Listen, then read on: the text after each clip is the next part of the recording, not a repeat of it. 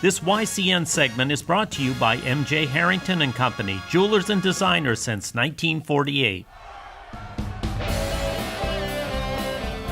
Welcome back, YCN Sports Talk. Jeremy Stout, Brett Franklin joining me from ESPN Radio for the Upper Valley. And Brett, thanks for coming in today. We'll keep on moving to some more NFL, and we'll stay in the AFC to start. Right now, I mean, we thought at the beginning of the year the AFC would be the Patriots and they'd run away with it. They're not exactly doing that, but the rest of the AFC isn't doing their part. I mean, it's kind of mediocre. The Chiefs are undefeated, 3-0. Everybody else is sitting there 2-1, 1-2. It's kind of, I don't know, do you look at it as, hey, it's good, it's exciting, some parity, or is it kind of blah? You like to see some teams, you know, some good teams. I mean, some Raiders lose to the Redskins. Yeah, there's been some bad games. I think the play overall has not been very good for the most part. But it is what it is. And, you know, hey, give credit to the Chiefs. I said it coming in. They're a good regular season team. Show me what they do in the postseason. Right. I don't think they've won a postseason game, I think, since Joe Montana was starting over 20 years ago. I could be wrong about that, but it makes my point sound a little bit better. Right. But you get what I'm saying. Not a playoff team. They're not a playoff team. You know, you look at it, the Ravens kind of got some looks after they were 2-0, then they go and get pummeled by Jacksonville, who's not very good.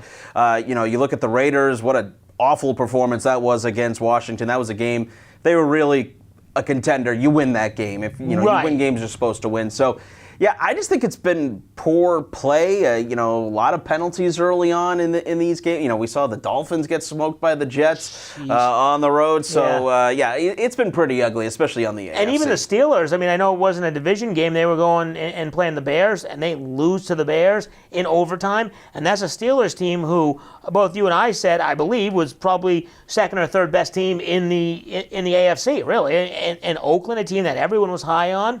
You're right. If you're a contender, you go and win those games. So it seems like, you know, like you mentioned the Ravens, they were 2-0. Are they a team that's, you know, kind of lurking? I mean, they face, obviously it's a big test this week. They're playing the Steelers, and they're at home.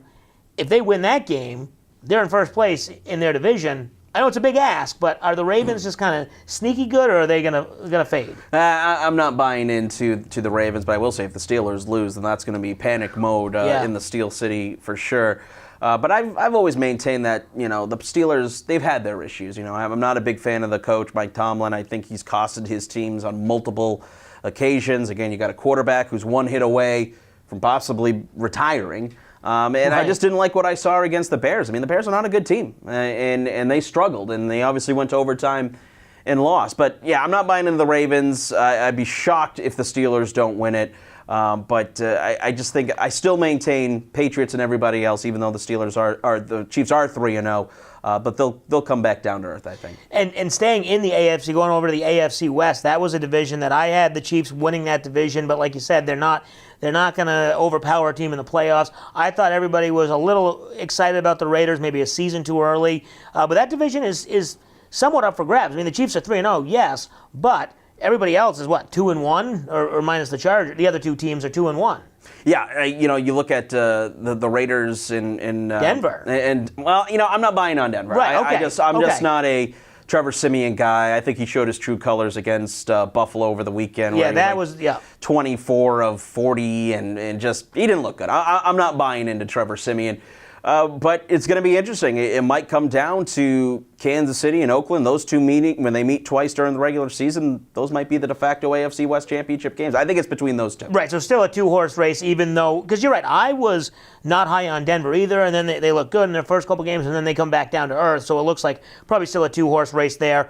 Over in the NFC, right now, the best team is the Atlanta Falcons, I think. They're not suffering a Super Bowl hangover. They're 3-0. They play the Bills this week. I think they have the Dolphins next week. Could be 5-0 when they come to New England to face the Patriots on Sunday Night Football. That team looks like they're for real. And when you compare them to the Cowboys, who haven't looked great, the Packers, I mean, I know they won, but it took everything they had to come back against Cincinnati. Seattle's looked pretty bad. Falcons look like they're head and shoulders above everyone right now. Yeah, if you're an Atlanta fan, you're feeling pretty good. No hangover whatsoever. And they've been able to put up points, and Matt Ryan looks like he's focused and ready to go.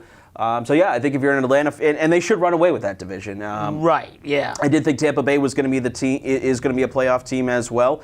But, yeah, Atlanta so far, you have to be happy if you're a Falcons fan, absolutely. Right, so only 3 weeks into the NFL season, week 4 coming up this coming week, and that'll kick off on Thursday night.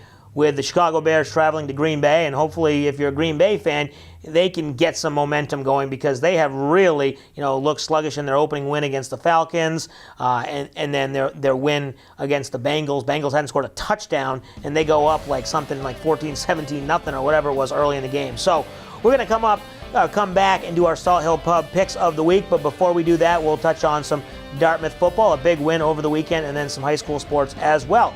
You're watching YCN Sports Talk.